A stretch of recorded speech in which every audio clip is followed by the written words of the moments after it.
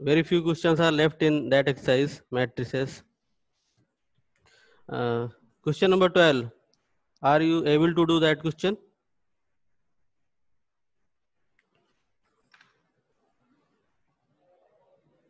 Yes, sir.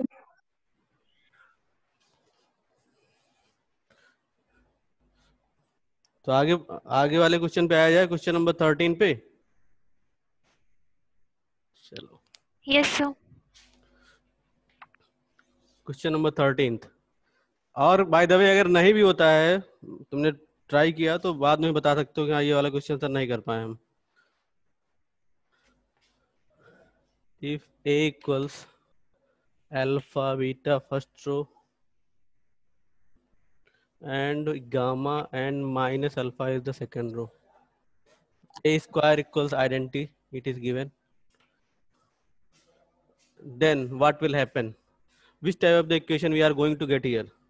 When a square equals I, it is given to you.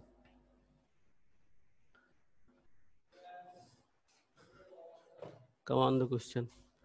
A square means a into a, and that is alpha beta gamma minus alpha with the multiplication of same matrix alpha beta gamma minus alpha, and it is equal to identity matrix, that is 1 0 and 0 1.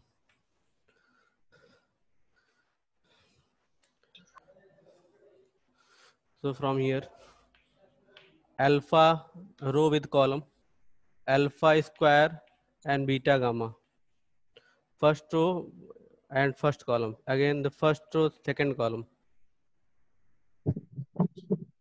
alpha beta minus alpha beta, again alpha gamma minus alpha gamma, beta gamma and plus alpha square.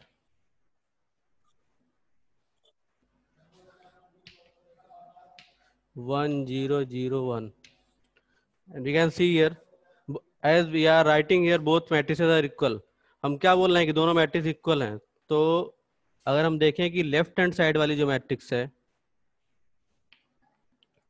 वो हमारी ये alpha, first element हो जाएगा alpha square beta gamma, second is zero and it is also 0 alpha gamma minus alpha gamma, here alpha square plus beta gamma, 1 0 0 1, and we know that if the two matrices are equal then we can compare their corresponding elements. From there alpha square plus beta gamma can be compared with 1, or alpha square beta gamma minus 1 become 0. See that any equation is like that.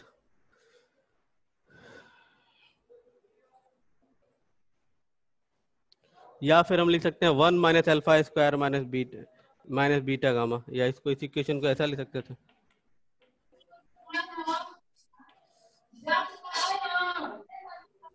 तो answer is see here.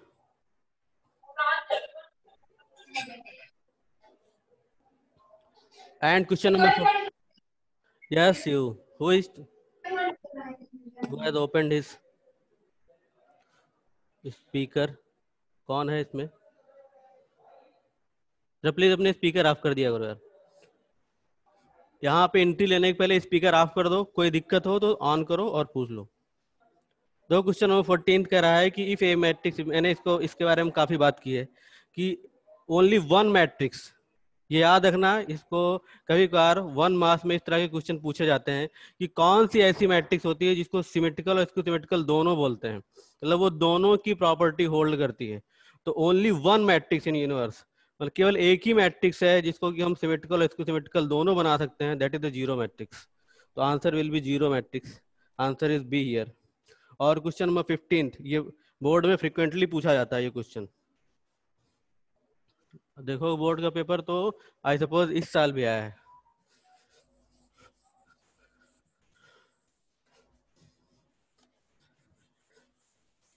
किसी set में है, set number मुझे नहीं याद है।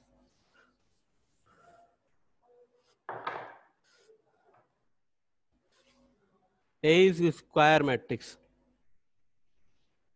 and value of A square equals A, it is given, and we have to find I plus a whole cube minus 7a, what value it requires, which after solving this equation what we will get, and it is given that value of a square equals a. देखो यहाँ से अब अगर हम a plus B का whole cube थोड़ा सा मुझे हमको याद हो तो a cube plus B cube plus 3ab a plus B होता है ये। इस फार्मूले को मैंने यहाँ के लिए अप्लाई किया, मैं यहाँ लिख रहा हूँ उसे, तो आई क्यूब प्लस ए क्यूब प्लस 3i इंटू ए आई प्लस ए माइनस 7a।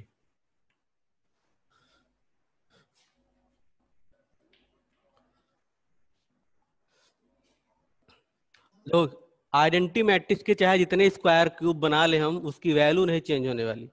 तो आइडेंटिटी का मतलब होता है कि हम चाहे जितनी बार उसको मल्टीप्लाई करें वैल्यू नहीं चेंज होगी उसकी। मतलब आई क्यूब को हम क्या लिख सकते हैं, आई लिख सकते हैं, और इस ए क्यूब को हम लिख सकते हैं ए स्क्वायर एंड ए। अब जरा इस पे मल्टीप्लिकेशन पे आए, इस टर्म पे 3i square A plus 3i A square minus 7a। अब it is given that in place of A square we are able to place A square की जगह हम ए प्लेस कर सकते हैं अकॉर्डिंग टू क्वेश्चन। तो मैंने आई प्लस ए एंड ए लिखा माइनस 3, अब फिर I square is I into a plus 3i A square is again a minus 7a। Look here I it is a square again plus, हम जानते हैं कि किसी मैट्रिक्स में अगर आइडेंटिटी मैट्रिक्स का मल्टीप्लिकेशन कर दिया जाता है तो सेम मैट्रिक्स मिलती है, मतलब आई का ए के साथ मल्टीप्लिकेशन ए देगा। इसी तरह से फिर यहाँ पर भी है वही condition, it is also a minus 7a। अब देखो यहाँ पर फिर से ए स्क्वायर को मैं ए लिख सकता हूँ, तो I plus a plus 3a plus 3a minus 7a। हम देख सकते हैं ये a plus 3a plus 3a that will be 7a, तो इसे हम लिख सकते हैं i plus 7a minus 7a।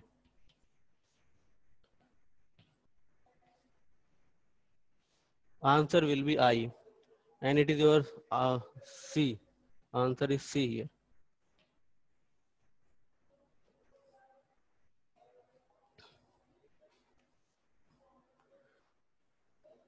If there is any doubt, you can ask to me. ये क्वेश्चन बोर्ड में पूछा गया है और हमको लगता है कई बार पूछा गया है।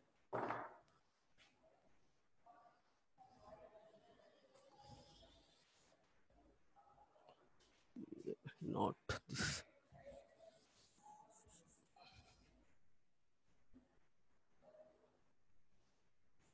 यही लाइन चलेगी।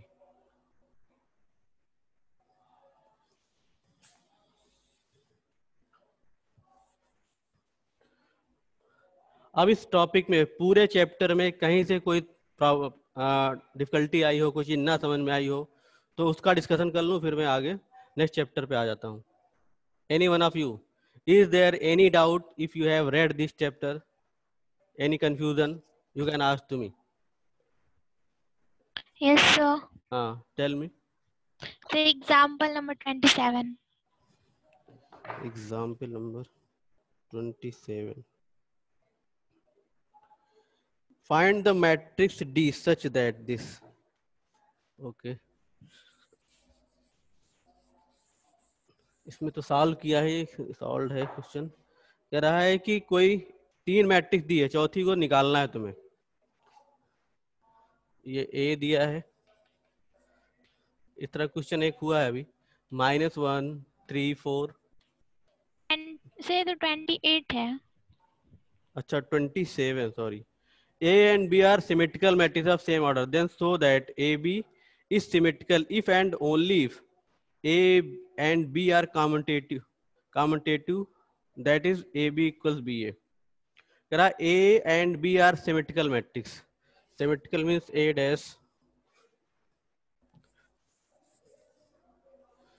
डैश इक्वल से A transpose equals A and B transpose equals B of same order, then so that AB is symmetrical. AB symmetrical होगा if and only if AB is commutative. अगर AB commutative है तो चलो ठीक. ये तो आसान सा है क्वेश्चन है. देखो अच्छा कैसे करना है. AB अब क्या कह रहा है कि AB सिमेट्रिकल होगा, मतलब ए अलग से एक दो मैट्रिक्सेस हैं, ये दोनों क्या हैं, सिमेट्रिकल हैं. और इसके बाद कह रहा है कि ए और बी का मल्टीप्लिकेशन, ए और बी का मल्टीप्लिकेशन भी सिमेट्रिकल होगा. कब? जबकि ये कॉमनटेटिव लॉ होल्ड करता है. सर आपकी वॉइस क्लियर नहीं है. सर ऑडियो और आपका वीडियो दोनों पॉज हो जा रहा है. Due to the network problem. Sir एक बार रिपीट कर दीजिए. देखो क्या मैं बोला हूं, ये तो क्वेश्चन में लिखा हुआ है कि A and B both are the symmetrical matrices. What the meaning of symmetrical? It means transpose of A equals A and transpose of B equals B according to rule of symmetry. And what we have to prove here, A B whole transpose equals A B is also symmetrical matrix when it follows the commutative law. जब ये commutative law follow करती है तभी ये symmetrical होगी. कॉमनटेटिव law follow करने का मतलब है कि ए बी इक्वल्स बी ए हो. बात समझ में आ रही, सुनाई दे रहा है? Yes sir. हाँ तो अब देखो Yes, sir. इसका रूल क्या होता है, ट्रांसपोज का रूल क्या होता है, बी डैश ए डैश. ठीक है भाई, according to Yes, rule sir. Of transpose A B whole transpose can be written as B transpose A transpose, और B transpose equals B because it is symmetrical, and A transpose equals A. लेकिन transpose का rule क्या होता है, अगर हम symmetrical का rule क्या होता है कि अगर हम बोल रहे हैं कि ए और बी का multiplication that is A B, अगर ये सिमेट्रिकल है तो इसका ट्रांसपोज इसी के वैल्यू के इक्वल होना चाहिए. मतलब ए बी ट्रांसपोज क्या लिखना चाहिए मुझे, ए बी के इक्वल लिखना चाहिए. तब हम बोलेंगे कि ये A and B after multiplication of A B is symmetrical matrix. अब ये कंडीशन कब होल्ड करेगी, अगर मैं मान लूं कि ये कॉमनटेटिव लॉ होल्ड कर रहा है. तो कॉमनटेटिव लॉ जब होल्ड करेगा तो इसे मैं ए बी लिख सकता हूं. अब क्या हो गया, A B transpose equals A B. कब? When A B B A equals A B. बात समझ में आ गई? बोलो. देखो यहाँ पर मैंने क्या किया, पहले काम किया कि इसका रूल ट्रांसपोज का रूल लगाया, बी ट्रांसपोज ए ट्रांसपोज हो गया. तो बी ट्रांसपोज को मैं बी लिख सकता हूँ by the rule of, because B is symmetrical matrix. A transpose को ए लिख सकता हूँ because it is also symmetrical. अब मुझे ये प्रूव करना है कि ये ए बी सिमेट्रिकल मैट्रिक्स है. तो सिमेट्रिक कंडीशन होती है कि जिसका ट्रांसपोज लो वो उसी वैल्यू के इक्वल हो. तो अब जैसे ए ट्रांसपोज लिया तो ए के इक्वल हुआ, बी ट्रांसपोज लिया तो बी के इक्वल हुआ. तो ए बी का ट्रांसपोज ले तो ए बी के इक्वल हो जाए तो ए बी को हम सिमेट्रिकल प्रूव कर देंगे. तो ए बी, अब ये बी ए, लेकिन बी ए आ रहा मेरा बी ए, लेकिन अगर ये ए बी और बी ये ए और बी आपस में कॉमनटेटिव लॉ होल्ड करते हैं तो ए बी को मैं बी ए लिख सकता हूँ. तो यहाँ या बी ए को ए बी लिख सकता हूँ. तो बी ए को मैंने ए बी लिख दिया because it follows the commutative law. ये कॉमनटेटिव लॉ फॉलो करती है. अब इस रूल से ए बी का ट्रांसपोज ए बी के इक्वल हो गया. ये कब हो रहा है, when A and B follow the commutative law. जब ये commutative law फॉलो करते हैं तब ये सिमेट्रिकल हो जाएंगे, अदरवाइज नॉट, नहीं तो नहीं होगा. अब ये कंडीशन में नहीं बोल सकता हूँ कि ये सिमेट्रिकल है क्योंकि यहाँ ए बी होना चाहिए. कॉमनटेटिव लॉ होल्ड करेगा तो बी ए को ए बी लिख सकते हैं. बोलो किसने पूछा था?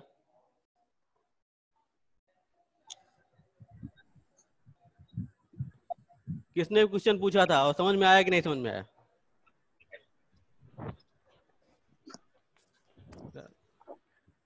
Who has asked the question? Sir Ankita disconnect हो पूछी गया था, थी। रिपीट कर दीजिए सर, डिस्कनेक्ट हो गया था, रिपीट कर दीजिए। तुम लोग यार ना, देखो अच्छा फिर से कितनी बार एक क्वेश्चन रिपीट कराओगे? टाइम देखो, टाइम बहुत कम है और मेरे पास पहले क्या है, प्रॉपर वे में 10 पीरियड्स मिलते थे। अब क्या है, खाली 1 पीरियड मिलना, उसमें 10 मिनट तो आवाज नहीं सुनाई दे रही, तो ये नहीं हो रहा, वो नहीं हो रहा, तो थोड़ा सा कनेक्ट जल्दी हो जाए, मतलब थोड़ा ये दिक्कत हो रही है। ए डैश इक्वल से सर बस लास्ट स्टेप ए कौन सा, ये बी होल ट्रांसपोज।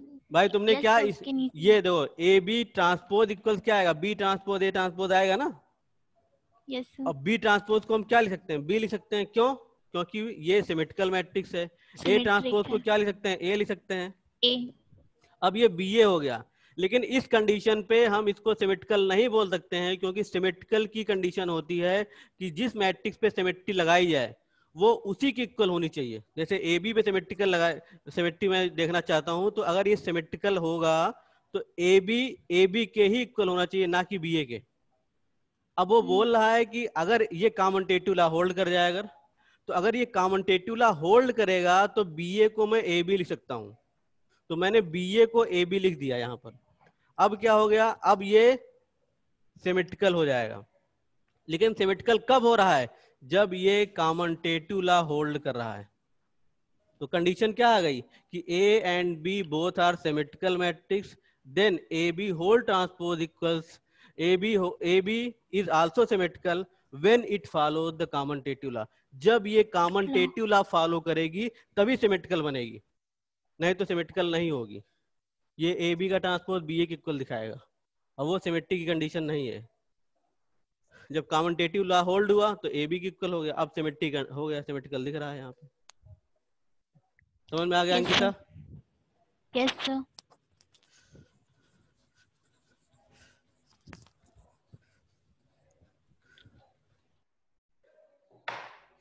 दो इसके बाद जो चैप्टर है वो डिटरमिनेंट है, और it is also connected with your ये मैट्रिसेस।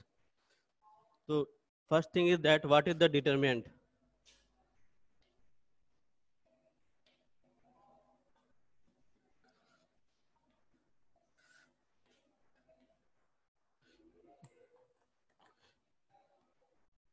दो मैट्रिक्स, जो मैट्रिक्स का फॉर्मेशन है, मैट्रिक्स में हम बहुत रेक्टेंगुलर मैट्रिक्स भी पढ़ते हैं, स्क्वायर मैट्रिक्स भी पढ़ते हैं। और दूसरी चीज है कि मैट्रिक्स को चाहे जितना भी हम ट्रांसफॉर्म करें, ट्रांसफॉर्म चाहे जितना चेंज करें, उसको हम मैट्रिक्स को दूसरे फॉर्म में चेंज नहीं कर सकते हैं। लेकिन डिटरमिनेंट क्या होता है, डिटरमिनेंट में किसी भी स्क्वायर मैट्रिक्स की हम वैल्यू फाइंड आउट कर लेते हैं। वैल्यू मीन्स उसको सॉल्व करके एक रियल वैल्यू गेन कर लेते हैं। व्हेन इट इज डिटरमिनेंट, जब ये डिटरमिनेंट के फॉर्म में लिखा जाता है, तो किसी भी स्क्वायर मैट्रिक्स को डिटरमिनेंट के फॉर्म में रिप्रेजेंट करके उसकी हम वैल्यू निकाल सकते हैं। तो what is the determinant? Determinant is a function whose domain is the square matrix and whose range is the set of real number or complex number. But we are we will take only the real numbers. एक बार फिर से definition. What is the determinant? Determinant is a function whose domain is the set of square matrix and whose range is the set of real numbers or complex numbers. But in class 12th we will get only the real numbers, because we will take only the real entries or real elements, क्योंकि यहाँ पर हम elements जो लेंगे वो real ही लेंगे। तो जो वैल्यू जनरेट होगी that will be always real. हम कॉम्प्लेक्स की बात आगे भी मैट्रिक्स पढ़नी है बीएससी वगैरह में, तो मैट्रिक्स वहाँ पर भी डिफरेंट। यहाँ पर जो डिटरमिनेंट पढ़ना है वो 3 ऑर्डर तक ही पढ़ना है, आगे पढ़ेंगे 4 ऑर्डर और भी आगे ऑर्डर। तो what is the determinant? It is a function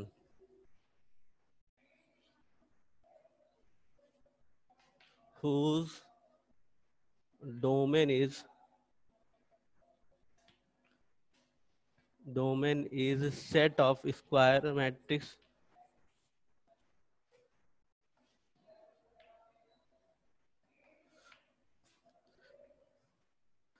and range is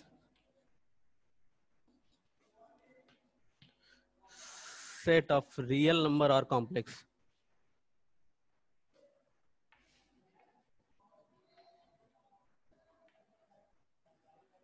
यहाँ पर लेकिन कॉम्प्लेक्स नहीं मिलेगा तुम्हें कभी सॉल्व करने पर, क्योंकि हम यहाँ पर जितनी वैल्यू हमेशा लेंगे वो रियल ही वैल्यूज लेंगे, तो जो रिजल्ट आएगा वो भी रियल ही आएगा।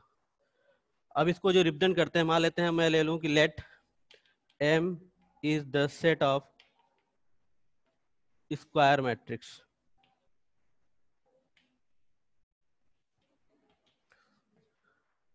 and K is the set of real number.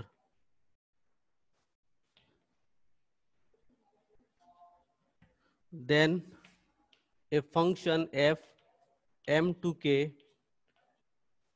if is defined as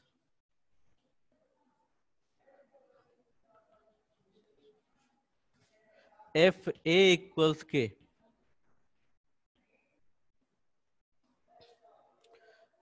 Here what is the a? F a means determinant of a. ऊपर लिखा जाए, what is the f a? It is determinant of a.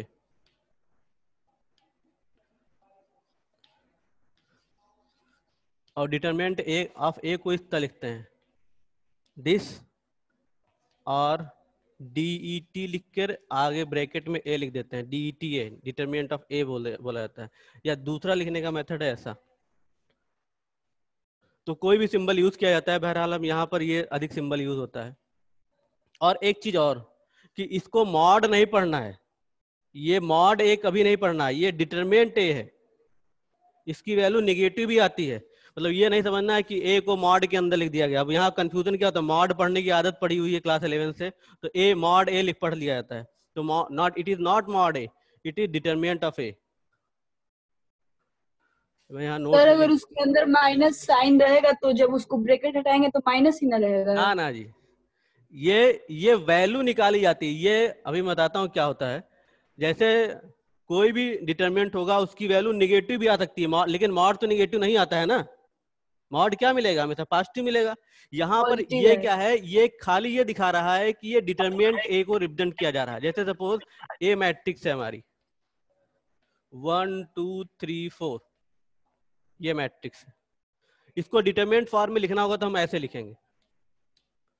अब ये determinant बनाने का, अब ये matrix का फॉर्मेशन चेंज हो गया। मैट्रिक्स में क्या करते हैं, ये राउंड कर देते हैं, घुमा देते हैं यहाँ से। डिटरमिनेंट होगा तो स्ट्रेट लाइन दिखेगी 1 2 3 4, और इसका जब सोल्यूशन निकालते हैं, सॉल्व करेंगे जब, अब देखो यहाँ निगेटिव वैल्यू आएगी। जैसे सोल्यूशन कैसे निकालते हैं, इन दो एलिमेंट्स का मल्टीप्लिकेशन और माइनस इन दो एलिमेंट्स का मल्टीप्लिकेशन। मतलब पहले diagonal elements 1 into 4 minus 2 into 3, it is 4 minus 6, that will be -2। तो डिटरमिनेंट ए की वैल्यू कितनी आ गई, -2 आ गई। लेकिन अगर हम मॉड ए बोलते हो तो -2 नहीं बोलते ना, मॉड ए तो हमेशा पास, अगर किसी चीज की मॉडलेस वैल्यू बोली जाएगी तो हमेशा वो रिजल्टेंट पॉजिटिव मिलेगा। तो ये याद रखना कि ये डिटरमिनेंट है, गलती से भी मॉडलेस मत बोलना, डिटरमिनेंट ऑफ ए।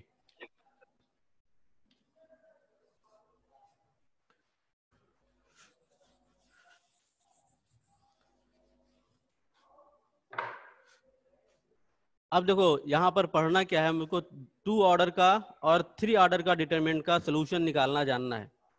तो 2 ऑर्डर का डिटरमिनेंट जैसे ये है, अब स्क्वायर मैट्रिक्स होगी उसे डिटरमिनेंट फॉर्म में कन्वर्ट कर लेंगे। जैसे ये था मैट्रिक्स, स्क्वायर मैट्रिक्स कितनी है, 2 ऑर्डर की मैट्रिक्स है, इसे मैं डिटर, हाँ यस सर वीडियो पॉज हो गया था आज जो है थोड़ा सा नेटवर्क गड़बड़ चल रहा है, पिछले और भी क्लासों में प्रॉब्लम हुई है, तो थोड़ा सा प्रॉब्लम होगी। बहरहाल जहां पे दिक्कत हो बता देना, रिपीट करूंगा। तो a इक्वल्स a, ये मैट्रिक्स के फॉर्म में लिख रहा हूँ 1 2 3 4, और इसको जब ये क्या स्क्वायर मैट्रिक्स है, हमेशा याद रखना कि स्क्वायर मैट्रिक्स का ही डिटरमिनेंट बन सकता है। अगर रेक्टेंगुलर मैट्रिक्स है that is not square matrix, उस फॉर्म में उसे, ऋषभ प्लीज अपना स्पीकर ऑफ करो, ऋषभ, ऋषिकेश सॉरी। तो किसी भी नॉन स्क्वायर मैट्रिक्स को हम डिटरमिनेंट फॉर्म में नहीं लिख सकते हैं, मतलब वो स्क्वायर मैट्रिक्स कंपलसरी है, it will be square matrix. तो उसकी डिटरमिनेंट, अब ये खाली मैट्रिक्स होती तो चाहे जितना हम सोल्यूशन निकालते ये इसी फॉर्म में बनी रहती 2x2। अब डिटरमिनेंट में क्या, इसकी वैल्यू मिल गई मुझे and it is real here, ये रियल वैल्यू सॉल्व होकर मिल गई इसकी। सोल्यूशन कैसे मिलता है, पहले डायगोनल एलिमेंट्स मल्टीप्लाई कर लिए जाते हैं और उसके बाद नॉन डायगोनल एलिमेंट्स का मल्टीप्लिकेशन कर लेते हैं और उसे माइनस साइन से मल्टीप्लाई कर लेते हैं। 1 + 4 - 2x3, 2 ये वैल्यू आ गई -2। अब ये 2 ऑर्डर की मैट्रिक्स हो गई। सपोज 3 ऑर्डर की मैट्रिक्स हो, उसका सोल्यूशन कैसे निकालते हैं। अब उसमें थोड़ा सा दिमाग और लगेगा।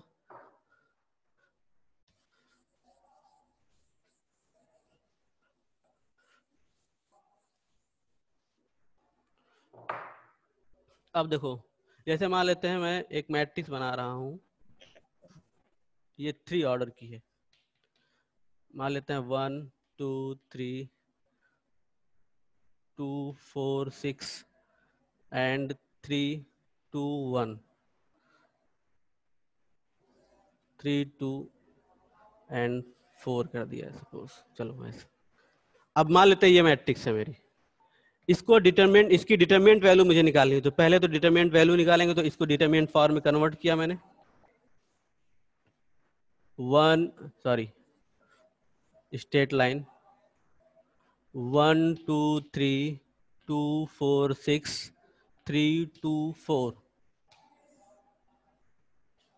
अब एक चीज और देखो, अगर हम इसका एलिमेंट लिखना चाहें तो ये एलिमेंट कैसा होगा, इसको लिख सकते हैं A11 first element, first row first column, first row second column, first row third column, second row first column, second row second column, second row third column, second third row first column, third row second column, third row third column. इसका solution हम किसी भी रो किसी भी column के along निकाल सकते हैं। मतलब थर्ड ऑर्डर की है, सेकंड ऑर्डर में तो कोई दिक्कत नहीं, diagonal minus non diagonal solution मिल जाएगा। अब थर्ड ऑर्डर में थोड़ा सा दिमाग लगाना पड़ेगा। सपोज हम फर्स्ट रो के अलोंग सॉल्व करना चाहते हैं, ये रो फर्स्ट हो गई, रो सेकंड, रो थर्ड, किसी भी रो किसी भी कॉलम के अलोंग हम सॉल्व कर सकते हैं। ये हो गया C1 C2 C3। अब समझना है, देखो अब मान लेते हैं, अब मैं ऐसा लिखूंगा, स्पेंडिंग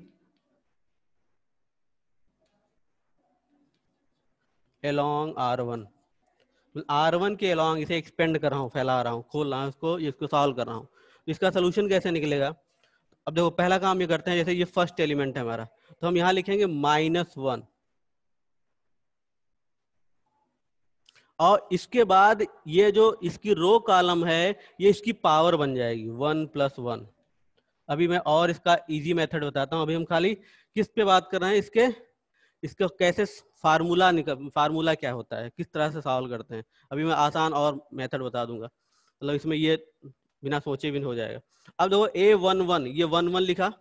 अब इसके बाद क्या काम करना है कि जिस एलिमेंट, जैसे ये एलिमेंट है हमारा, हम पहले इसकी बात कर रहे हैं, तो जो एलिमेंट हो उस एलिमेंट की रो कॉलम हम ढक देते हैं। जैसे मान लेते हैं ये एलिमेंट है, ये फर्स्ट रो का एलिमेंट है, फर्स्ट रो का और फर्स्ट कॉलम का एलिमेंट है, ऐसा है। तो इसको ढकने के बाद अब ये एलिमेंट हमारा कौन सा था, A11। इसके बाद फर्स्ट रो फर्स्ट कॉलम ढकने के बाद जो एलिमेंट बचे उनकी डिटरमिनेंट बना लेते हैं। बचा कौन सा, ये और ये, A22 23 32 33। तो एक डिटरमिनेंट बना ली किसकी, A22 23 32 एंड 33। ये फिर प्लस साइन लगा इसी के आगे। इसके बाद ये सेकंड है, हम फर्स्ट रो के अलोंग एक्सपेंड कर रहे हैं, अब ये आया, फिर से -1 लिखा और इसके बाद इसकी सबस्क्रिप्ट माने इसके जो नीचे वैल्यू लिखी हुई है 1 2, तो यहां पे लिखा 1 + 2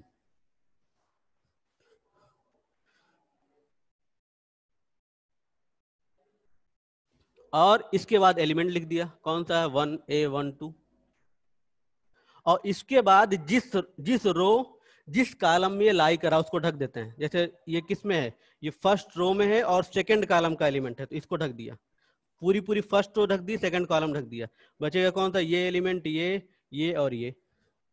तो इसी के बगल एक और डिटरमिनेंट बना ली, यहाँ मैं लिख दे रहा हूँ इसको। ये क्या हो जाएगा, A21, A23, A31 और A33 प्लस, अब थर्ड एलिमेंट की बारी आती है, थर्ड ये फिर से -1 लिखा और उसके बाद मैंने लिख दिया ये -1 और इसकी सबस्क्रिप्ट 1 + 3 जो नीचे वैल्यू है इसकी रो कॉलम की एलिमेंट की। इसके बाद इस रो को मैंने जिस रो में लाई कर रहा, फर्स्ट रो में लाई कर रहा, थर्ड कॉलम में इसको ढक दिया A1। अब इसके बाद सॉरी एलिमेंट कौन सा था, 1 3।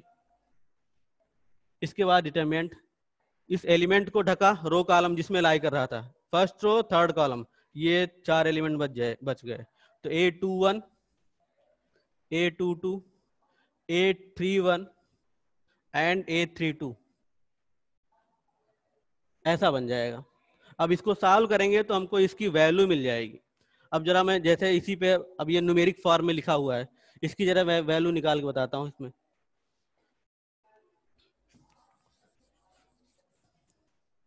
अब ये किसकी वैल्यू आएगी, ये डिटरमिनेंट A की वैल्यू आएगी।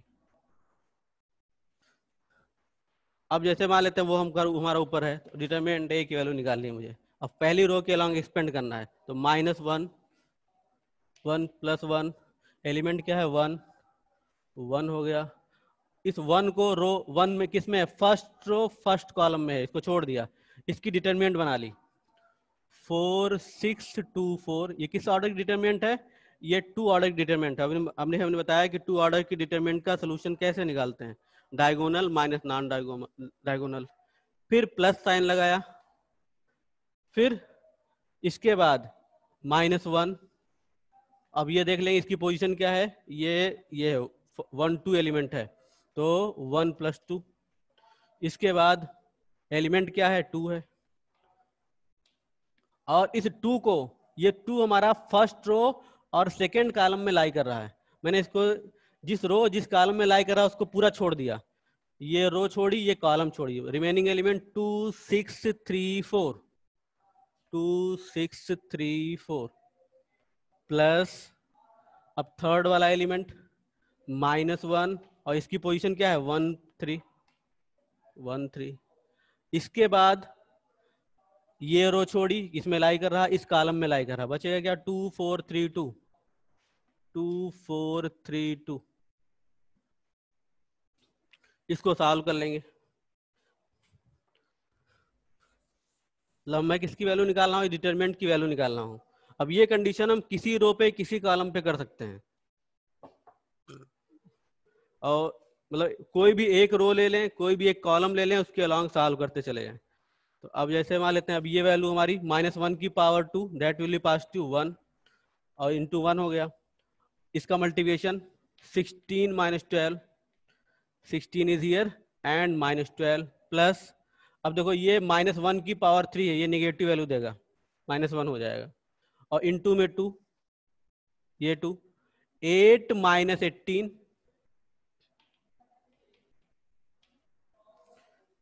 फिर -1 की पावर इवन है that will B positive value, -1 की पावर 4 है, और फिर ये हो गया 4 - 12 और सॉरी 1 मिनट, हाँ 3 इज लेफ्ट हियर, 3 नहीं लिखे हैं, हाँ हाँ मल्टीप्लाई करेंगे। हाँ ठीक 3 भी छूटेगा, 3 है। तो अब देखो ये वैल्यू क्या हो जाएगी, जैसे हम यहाँ देखेंगे तो 4 plus -1 with 2 -10 and plus 3 with -8। अब ये हो गया 4 माइनस प्लस 2 और ये प्लस हो जाएगा और 20 हो गया, और माइनस में 24, वैल्यू क्या आएगी 0 आ जाएगी। मतलब इस डिटरमिनेंट की वैल्यू 0 हो गई। 4 प्लस में 20 और माइनस में 24 दैट विल बी 0। सर वहाँ पे साइन मैट्रिक्स का है होगा, किसका 16 - 12। तो 16, हाँ ये जो मैट्रिक्स देख रहे हो इसकी वैल्यू यहाँ पे, ये तो हो गया, इसका काम खत्म। -1 की पावर 2 दैट विल बी 1, ये पॉजिटिव हो गया, इंटू 1। अब इसको सॉल्व करेंगे, सॉल्व कैसे करेंगे, 16 - 12, पहले डायगोनल एलिमेंट्स फिर नॉन डायगोनल एलिमेंट्स, फिर इसी तरह से यहाँ पर भी ये निगेटिव वैल्यू हो गई इंटू 2, -1 इंटू 2, ये हो गया 8 2 into 4 दैट विल बी 8 और 3 into 6 18 माइनस 18, बीच में निगेटिव साइन, मतलब बीच में निगेटिव साइन।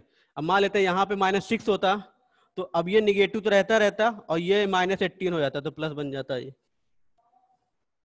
फिर जैसे यहाँ पर -1, अब पावर इवन है यहाँ पर तो प्लस हो गया ये, इंटू 3 4 -12, अब सबकी वैल्यू ऐड करके रख दी। तो ये तो एक प्रोसेस हो गया। अब मैं बात कर रहा था कि ये जो प्लस माइनस साइन है हो सकता है भूल जाए हम, कैसे याद रखें। तो याद रखने का सबसे अच्छा मेथड है, जैसे मान लेते हैं मुझे सॉल्व करना है तो मैं इस तरह से साइन लगाता चला जाऊं। अब ये दिमाग में रखना, प्लस माइनस प्लस, ऐसे। अब हमको अपनी पेन उठा के नहीं लानी है, ऐसे लानी, plus minus plus minus plus minus plus minus plus. अब जो ये जो लिखा जा रहा है इसका काम खत्म, इतने पार्ट का। जैसे मुझे सपोज मुझे फर्स्ट रो के अलॉन्ग सॉल्व करना है, तो फर्स्ट रो के अलॉन्ग सॉल्व करना है 1 पॉजिटिव, देखो वहां पे 1 इज पॉजिटिव, -2 ये हो गया -2 एंड +3 हियर +3। अब इसके बाद हम साइन नहीं देखेंगे, मतलब ये एलिमेंट जब ये लिख रहे हैं एलिमेंट तब के लिए है, डिटरमिनेंट के लिए कोई दिक्कत नहीं। डिटरमिनेंट में साइन नहीं यूज करेंगे। जैसे मान लेते हैं मुझे ये वैल्यू लिखनी है तो अब यहाँ नहीं लिखने लगेंगे कि 4 -6 और -2 एंड 4, इसकी जरूरत नहीं है। अब मेरा फर्स्ट रो का काम हो गया, फर्स्ट रो के एलिमेंट जो ये लिख रहे थे, ये एक -1 की पावर, ये सब का काम खत्म, मतलब उसमें मुझे सोचने की जरूरत नहीं रहेगी। अब खाली डायरेक्ट डिटरमिनेंट लिखना है, और जो डिटरमिनेंट लिखेंगे उसमें ये वैल्यूज जो ओरिजिनल एलिमेंट्स हैं उनकी उसी फॉर्म में लिख देंगे। मतलब इसको हटा दिया मैंने। सपोज मुझे फर्स्ट रो के अलॉन्ग सॉल्व करना था, तो ये यहाँ से एलिमेंट हो गए, हियर 1, हियर -2 एंड हियर +3, ये एलिमेंट हो गए। उसके बाद डिटरमिनेंट लिख दी। मान लेते हैं मुझे सेकेंड रो के अलॉन्ग सॉल्व करना होता तो अब यहाँ पर भी जरूरत पड़ती माइनस प्लस माइनस। अब यहाँ से चालू करता मैं, ये -2 हो जाता, इसके बाद इसको रो कॉलम छोड़ता, 2 3 4 2 4 लाइक दैट, इस तरह से फिर मैं निकालता। सपोज मुझे अब ये वैल्यू नहीं चेंज होगी, मतलब हम चाहे जिस रो जिस कॉलम के अलॉन्ग इसकी वैल्यू निकालें सेम वैल्यू देगा हमें। मान लेते हैं मैं, कितना टाइम बचा, बहुत ही कम समय, मुझे मान लेते हैं ये सेकेंड रो के अलॉन्ग सॉल्व करना है। तो देखो यहाँ से ये हो गया -2, अब भी साइन लिख देंगे हम -2। अब इसके बाद इस रो इस कॉलम को छोड़ा, बचेगा क्या हमारे पास 2 3 2 4, इसमें साइन नहीं लिखना है, जो साइन जैसा था उसमें जिस डिटरमिनेंट में जैसा साइन है वैसा लिखेंगे इस एलिमेंट के साथ, ये तो अपने मन से हम लगाए थे। फिर +4 1 3 3 4 1 3 3 4 एंड -6 1 2 3 2, मतलब जिस रो जिस कॉलम में होगा उसको छोड़ देंगे, उसके रिमेनिंग एलिमेंट्स 1 2 3 2। अब इसको सॉल्व कर लो, -2 -8 -6, फिर +4 4 -9 -6 2 -6, जरा वैल्यू निकाल के देखना कितनी आती है इसकी। ये हो जाएगा -2 and it is 14 -14 +4 -5 and here -6 -4, जरा सॉल्व करो, ये हो जाएगा +28 एंड -20 एंड हियर +24। यहाँ से वैल्यू कितनी आएगी, एक मिनट सर वो -8 और -6 क्यों लिखे हैं? कहाँ पे सर -2 और ब्रैकेट में -8 -6। सॉरी 8 -6 आएगा ना, ओके 8 -6। हाँ कैलकुलेशन कहीं गलत होगी तो गलत ही हो जाएगा। तो 2 -2 टाइम